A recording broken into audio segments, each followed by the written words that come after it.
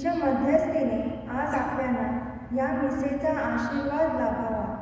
आज आपल्या सर्वांना परमेश्वराची कृपा लाभावी म्हणून आपण भक्तीने या मिसेमध्ये सहभागी होऊया.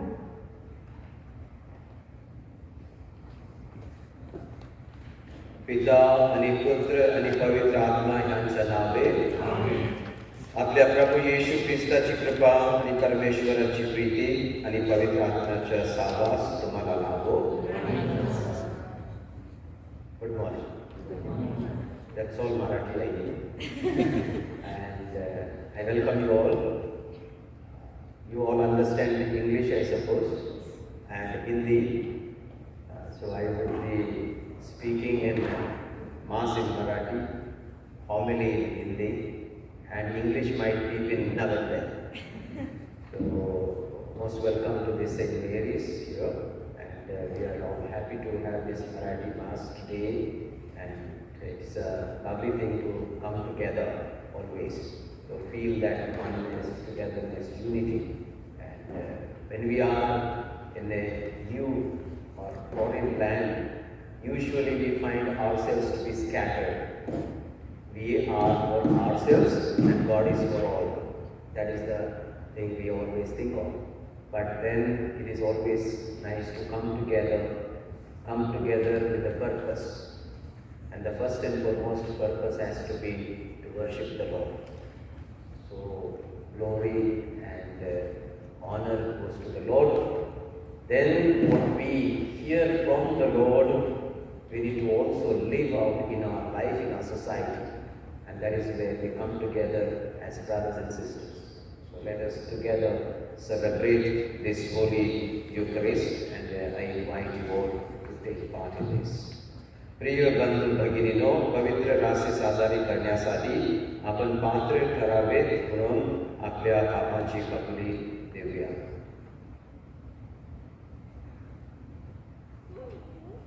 सर्वशक्तिमान परमेश्वर,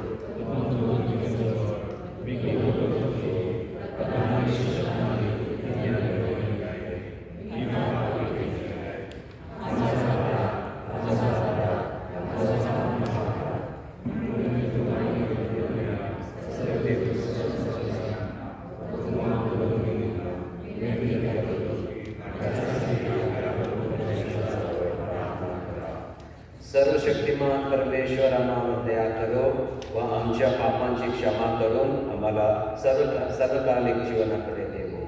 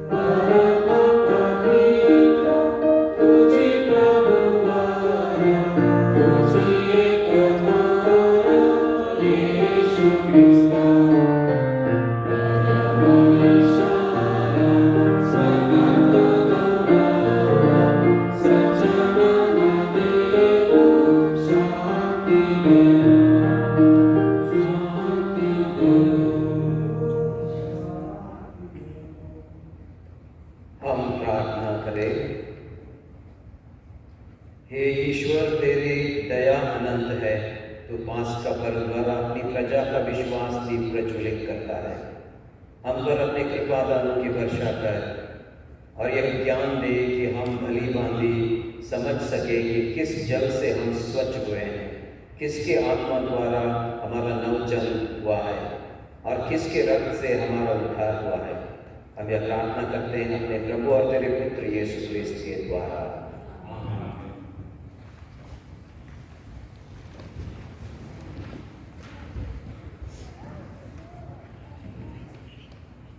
त्यांनी पवित्र आत्म्याने परिपूर्ण अशा 7 पुरुषांची निवड केली।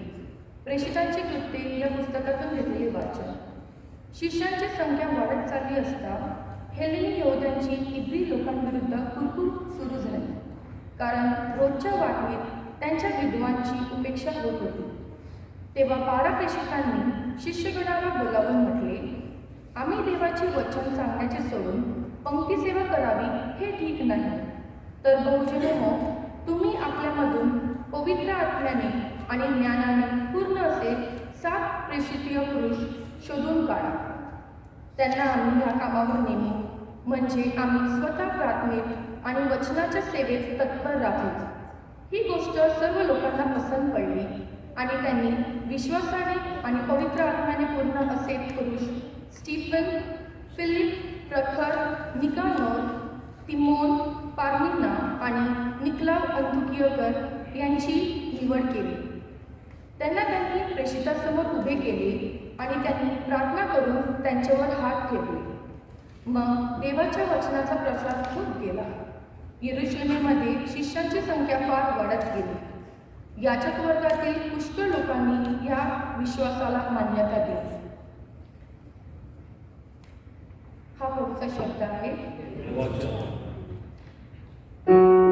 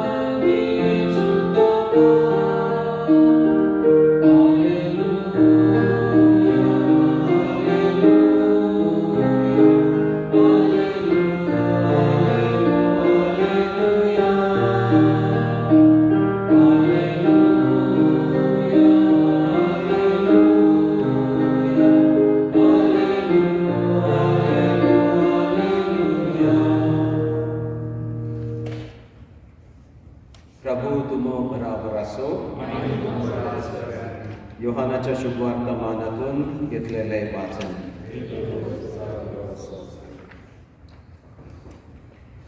त्या संध्याकाळी येशूचे शिष्य गालिल सरोवराकडे गेले. शिष्य एका नावेत बसून सरोवरापलीकडील कफरनहूम नगराकडे निघाले. आता अंधार पडला होता आणि येशू अजून त्यांच्याकडे आलेला नव्हता. वारा फारच्या जोरान वाहत होता आणि सरोवरात मोठ्या लाटा असू लागल्या होत्या. त्यांनी नाव 3 ते 4 मैल वळवीत नेली तेव्हा त्यांना येशू नावेकडे येताना दिसला. तो सरोवराच्या पाण्यावरून चालता होता. तो नावेकडेच येत होता. तेव्हा शिष्य घाबरले. परंतु येशू त्यांना म्हणला, मी आहे, भीव नका. येशू असे बोलल्यावर त्यांनी आनंदून येशूला नावेत घेतले आणि त्यांना जायचे होते त्या ठिकाणी नाव लगेच येऊन काठाला लागली. हे प्रभूचे शुभ वर्तमान.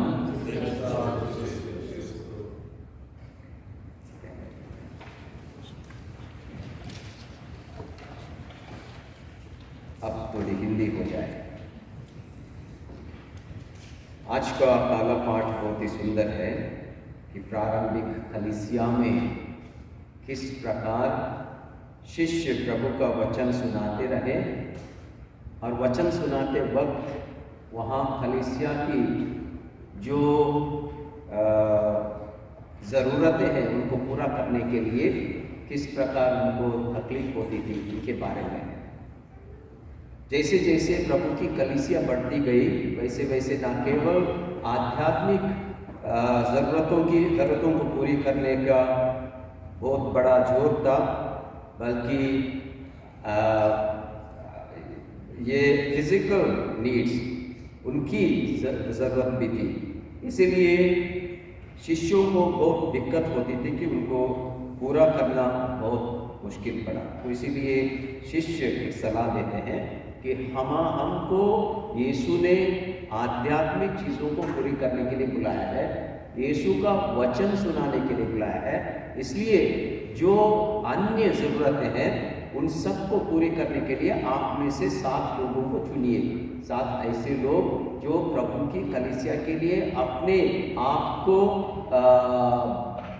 दे सके, समय दे सके. तो उस प्रकार हम जानते हैं कि डीकन करके शब्द हम लोग सुने होंगे ना, डीकन्स. तो उस प्रकार ये डायकनेट करके एक शब्द आया, डीकन्स. तो वहाँ पर लोग जो अच्छे खासे घराने के या अच्छे खासे व्यक्तित्व के लोग हैं उनको चुना गया और उनको ये सब शारीरिक चीज़ें मतलब जो ज़रूरतें हैं उन सबको पूरी करने के लिए उनको जिम्मेदारी दी गई. इस प्रकार कलीसिया, यीशु की कलीसिया बढ़ती गई. तो हम सबको ईश्वर ने बहुत सारे जिम्मेदारियां दी. हम सब सोचते हैं कि हम शादीशुदा हैं, हम पारिवारिक ज़िंदगी बिता रहे हैं, हम दूर के देश में जॉब कर रहे हैं, नौकरी कर रहे हैं, तो इसलिए हमारा इतना ही है. नहीं, हम उससे संतुष्ट होने से हमारे जो क्रिश्चियन जो जीवन है, ज़िंदगी है, वो पूरी नहीं होती. हम लोगों ने ईश्वर के लिए क्या करना है, क्योंकि ये ज़िंदगी ईश्वर की देन है, ये सोच के हम लोग ईश्वर के लिए थोड़ा बहुत समय निकाल के न केवल प्रार्थना में बिताना है बल्कि कुछ ईश्वर के लिए कुछ करने में भी हम लोगों ने कुछ समय बिताना है. तो ये हम लोगों की ज़रूरत, ये हमारी जिम्मेदारी है. ये हम लोग जो हम लोग कोई ये करने के द्वारा हम लोग किसी के ऊपर कोई एहसान नहीं करते, बल्कि हमारी जिम्मेदारी हम लोगों की बात है. और आज के सुसमाचार के पाठ में हम लोग ने सुना, इनमें से कुछ शब्द मैं निकाल के आपके मन में रखना चाहता हूँ. सबसे पहले शब्द है शाम, शाम, इवनिंग. दूसरा शब्द है डार्क, अंधेरा. तीसरा शब्द है समुंदर, सी। चौथा शब्द है नाव, बोट। पांचवा शब्द है विंड, हवा। और छठवां शब्द फियर, डर। ये इतने शब्द आप मन में रखिए सबसे पहले, कुछ भी सुनने से पहले। सबसे पहले क्या है, शिष्य नाव पर चढ़े हैं, समुंदर में है, संध्या का समय। संध्या का समय का अर्थ क्या है, अभी अंधेरा होने को है। तो हम लोग क्या करते हैं, जब शाम आती है तो हमारे मन में क्या सबसे पहले चिंता क्या होती है, हम सबसे पहले घर पहुंचे। घर जो सुरक्षित जगह है वहां जाके पहुंचे, ये हम लोगों के मन में रहता है। अंधेरा होने से पहले हम लोग को घर पहुंचना है। घर एक सुरक्षित जगह है जहां हम लोग अपनापन महसूस करते हैं, तो उस जगह पर पहुंचे। तो शिष्य भी जब तक नाव पर चढ़े, शायद उनके मन में भी वही था कि हम लोग अंधेरा होने से पहले ही अपने घर पहुंचे, अपने स्थान जो जाना है वहां पहुंचे, हम लोग सुरक्षित जाए। दूसरी बात है कि अंधेरा, डार्कनेस। अंधेरे से हम लोग, बहुत सारे लोगों को डर लगता है। बहुत सारे लोगों को डर लगता है। क्यों डर लगता है? क्योंकि अंधेरे में दिखाई नहीं देता। तो अंधेरे में ही सब गलत होता है। तो इसलिए कई बार हम लोग अंधेरे में बाहर जाने से हम लोग बच के रहते हैं। तो इसलिए कि कोई ना कोई अंधेरे से डर है।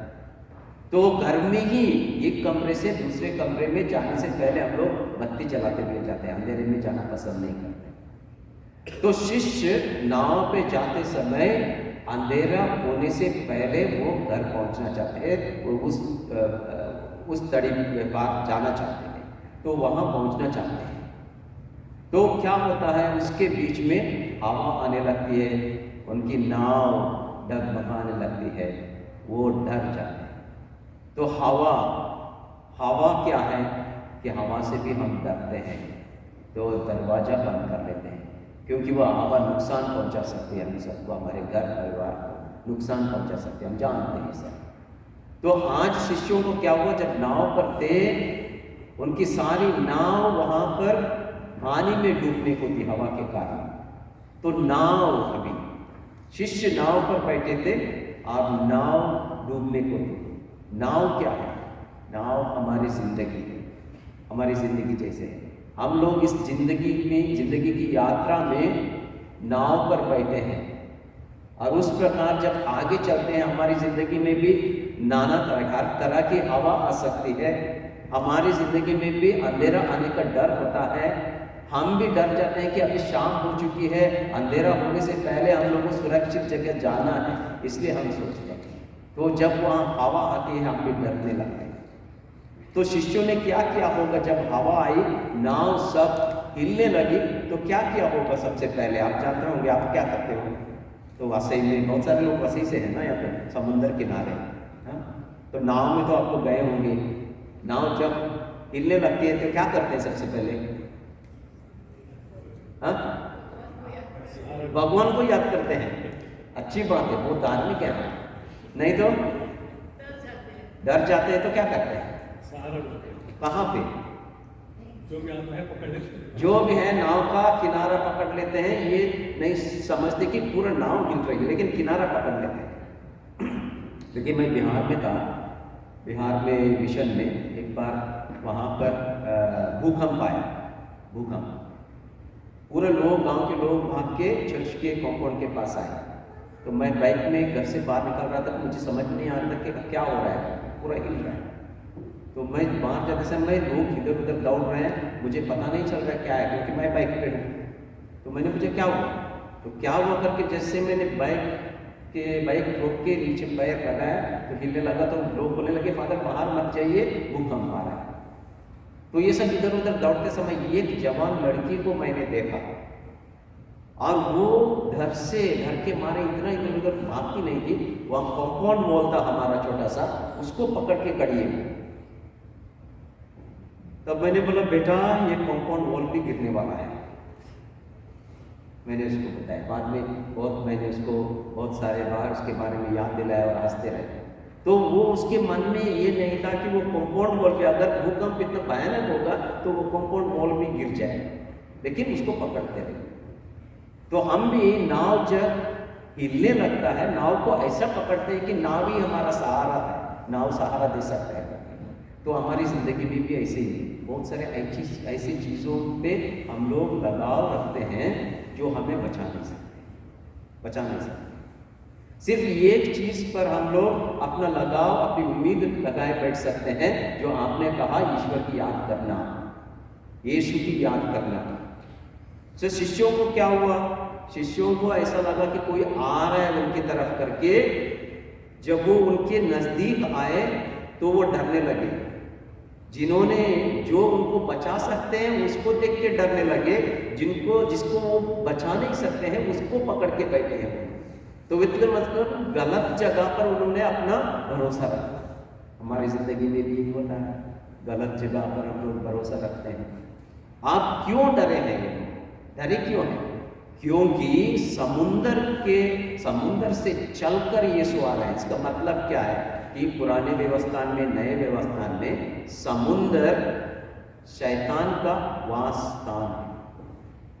कैसे बता सकते हैं? देखिए, आप लोगों ने ये दृष्टांत सुना होगा कि जब यीशु के पास एक व्यक्ति जो बुरे अशुद्ध आत्मा से ग्रसित व्यक्ति को लाया गया और उसको यीशु ने पूछा, तुम कौन हो? तो उन्होंने कहा कि हम लोग एक झुंड है, अगर हमको निकालना है तो उन सुअरों में भेजिए।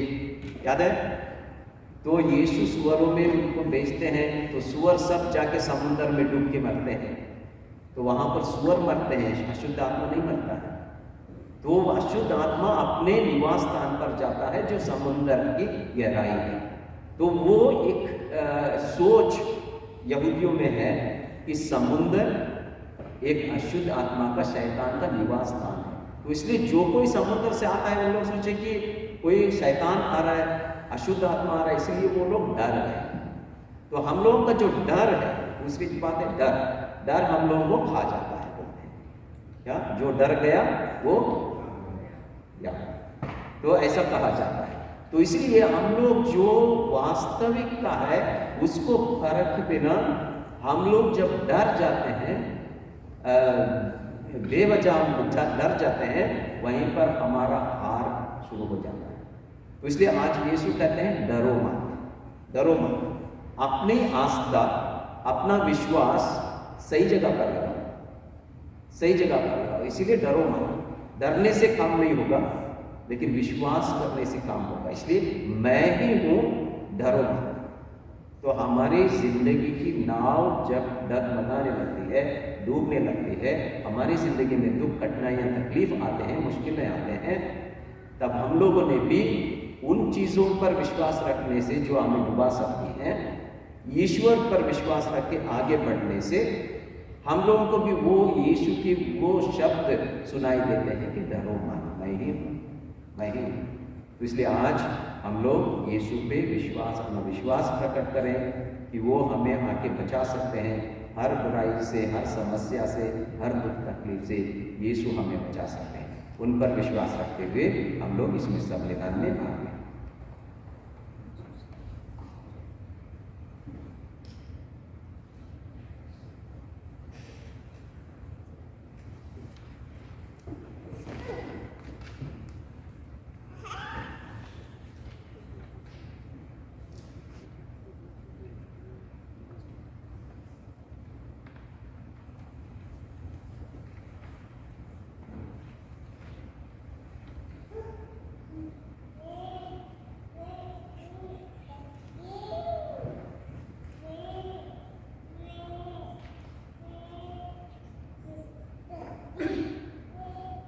हम सब खड़े हो जाएं।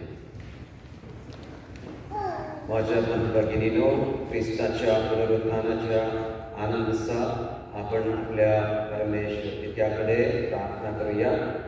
त्याच्या अतिप्रिय पुत्राच्या प्रार्थना त्याने ऐकल्या आणि स्वीकारल्या। तो आपल्या मागण्या पूर्ण करेल असा आपण विश्वास बाळगूया। विनंती आहे, आपले उत्तर असेल, हे प्रभू आमची प्रार्थना आहे।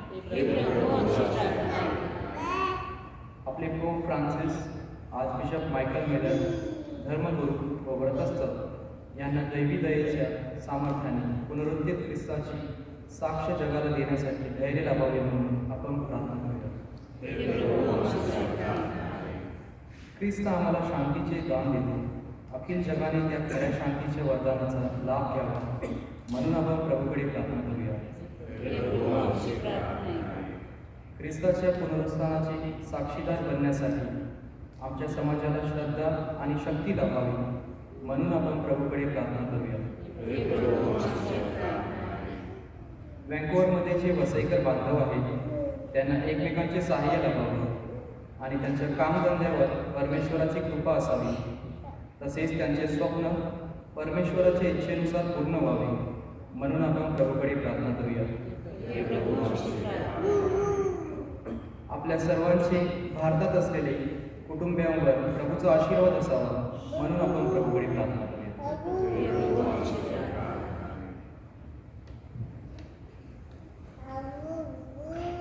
हे स्वर्गीय पिते, तुझ्या लोकांच्या या जीवनातील अनेक गरजांची तुला जाणीव आहे. तुझ्यावर विश्वास ठेवणाऱ्या सर्वोच्च प्रार्थना ऐक आणि त्यांच्या स्वीकार कर. ही प्रार्थना आम्ही आमच्या प्रभू ख्रिस्ताद्वारे करतो. आमेन.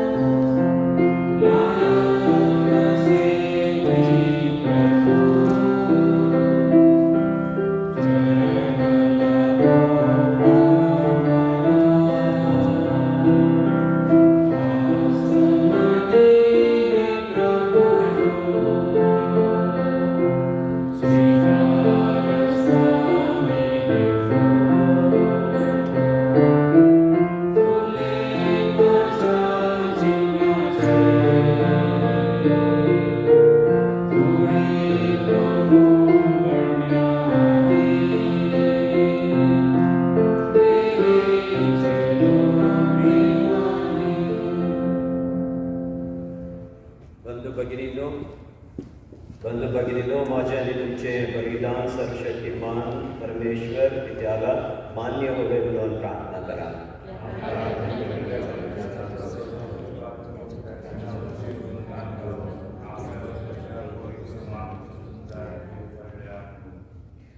हे प्रभु, अपनी प्रजा के दान कृपापूर्वक स्वीकार कर तेरे नाम में विश्वास तथा बपतिस्मा द्वारा नव स्फूर्ति पाकर हम अनंत सुख प्राप्त करें. हम यह प्रार्थना करते हैं अपने प्रभु क्रिस्त के द्वारा. प्रभु आप लोगों के साथ हो. हम प्रभु में मन लगाए.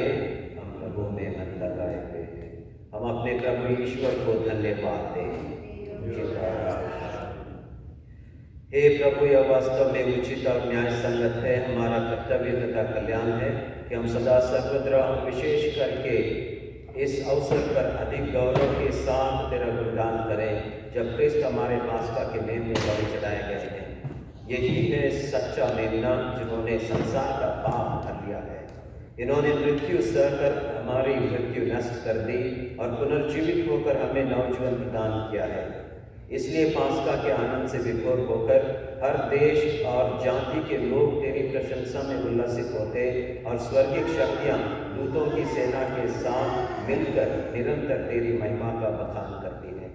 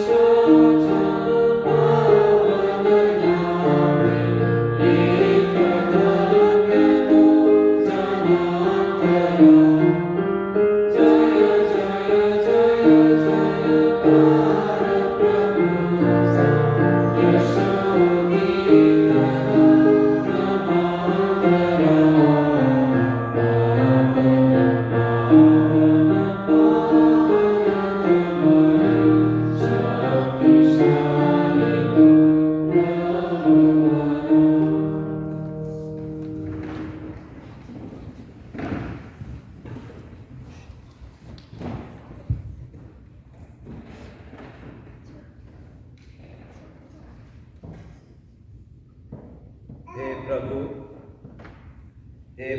तू खरोखर पवित्र आहोस. सर्व पवित्राचा तो उगम आहेस.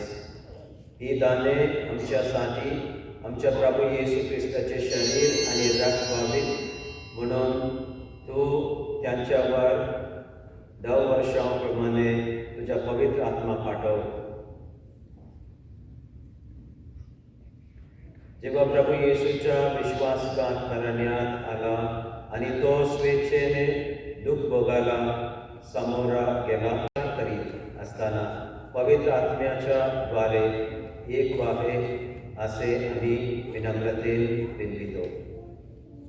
हे प्रभू सर्व जगभर पसरलेल्या तुझ्या ख्रिस्त सभेची आठवण कर आणि फ्रान्सिस आमचे पोप, मायकल आमचे बिशप आणि सर याजकवर यांच्या समवेत ख्रिस्त सभेला परिपूर्ण प्रीतीचा पूर्ण विष्कार घडाव. जे आमचे अन्य बंधू भगिनी पुनरुत्थानाच्या आशेने महानिद्रा घेत आहेत आणि जे तुझ्या दयेवर विसंबून मरण पावले आहेत त्यांचेही तू स्मरण ठेव. त्यांचे तुझ्या दिव्य प्रकाशात स्वागत कर. देवमाता धन्यकुमारी मरिया, तिच्या पती संत जोसेफ, पुण्य प्रेषित आणि युगे ज्या सर्व संतांनी तुला संतुष्ट केले आहे त्यांच्या बरोबर आम्ही शाश्वत जीवनाचे सहवारस व्हावे आणि तुझी स्तुती करून तुझा गौरव करावा अशी प्रार्थना आम्ही तुझ्या पुत्र येशू ख्रिस्त यांच्याद्वारे करतो. ख्रिस्ताद्वारे आणि ख्रिस्तासा आणि ख्रिस्ताखाली हे सर्वसमर्थ देवविद्य पवित्र आत्म्याच्या ऐक्यात तुझा गौरव आणि सन्मान सर्व सदा हो.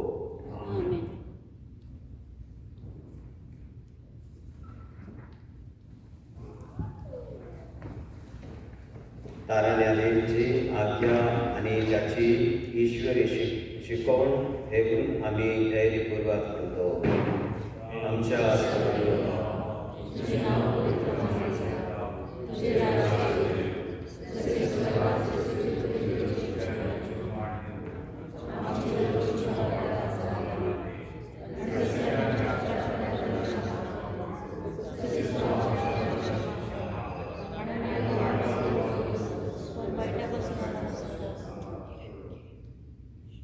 हे प्रभू सर्व वाईटापासून आमचे रक्षण कर. या जीवनात तू आम्हाला शांती दे. आमच्या तारणाऱ्या येशू ख्रिस्ताची व शाश्वत जीवनाची आशेन वाट पाहत असता आम्ही तुझ्या दयेच्या सहाय्याने सर्व पापापासून दूर राहावे व सर्व संकटापासून सुरक्षित असावे.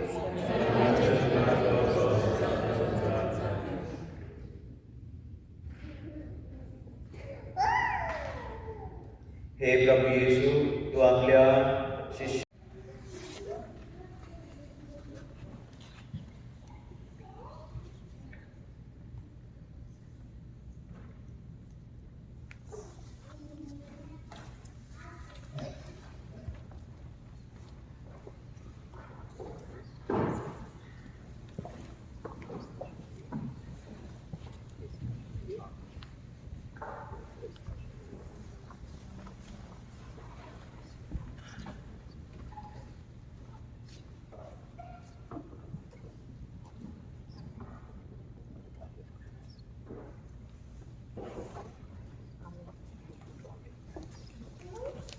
Amen.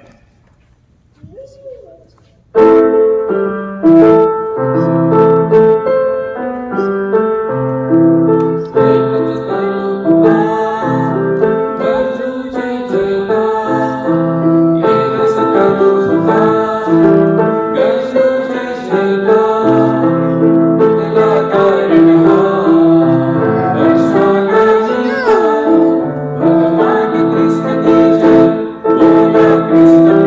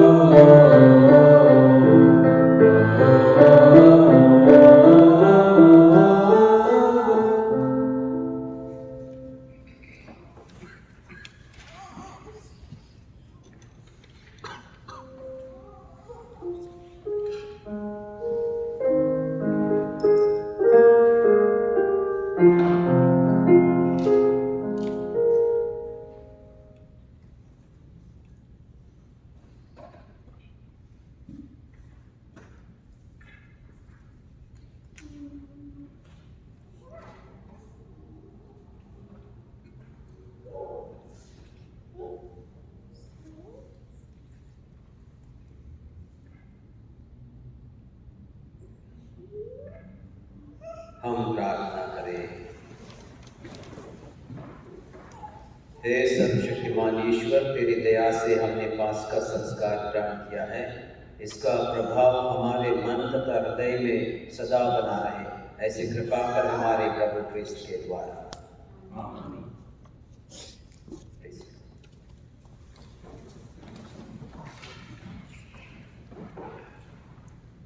आज आपल्या सर्वांना इथे आणल्याबद्दल सर्वप्रथम परमेश्वराचे, येशूचे व मरियमातेचे आभार। तसेच सेंट मेरीज पॅरिशचे parish priest father Joseph D'Souza यांनी आपल्यासाठी आजची मिसा साजरी केली, म्हणून त्यांचे आपण आभार मानूया। Thank you father. आपण सर्वांनी आज वेळ काढून इथे हजर राहिल्याबद्दल धन्यवाद। आपण असेच एकत्र नेहमी येत राहावे ही परमेश्वराच्या चरणी प्रार्थना। सेंट मेरीज पॅरिशचा हा 100वा वर्ष आहे व इथे बरेच इव्हेंट्स या वर्षात साजरा होत राहणार आहेत। यावर्षी 22 सप्टेंबर रोजी 100वा वर्धापन दिवस आहे व आर्चबिशप त्या दिवशी मिसा साजरी करणार आहेत। फादर जोसेफ यांच्या मार्गदर्शनाने 15 ऑगस्ट रोजी सर्व भारतीयांसाठी विशेष मिसा व कार्यक्रम आयोजित करण्याचा प्लॅन चालू आहे, तर आपण सर्वांनी त्याच्यात पण भाग घ्यावा ही विनंती। आजचा दिवस सर्वांना मरियेच्या व येशूच्या आशीर्वादाने सुखमय असो। धन्यवाद। Thank you, Priya. Priya and Prashant, right? So they are the ones who really asked me whether we could have a Marathi Mass. And this is my first Marathi Mass. First time I am offering a Marathi Mass. And I hope you had a good entertainment. So, if I understood correctly, what Priya said is 22nd September is our centenary celebration, and we have a special mass for the Indian community. That is wrong.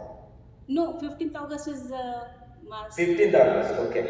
22nd of September is the centenary celebration for all of us. Yes.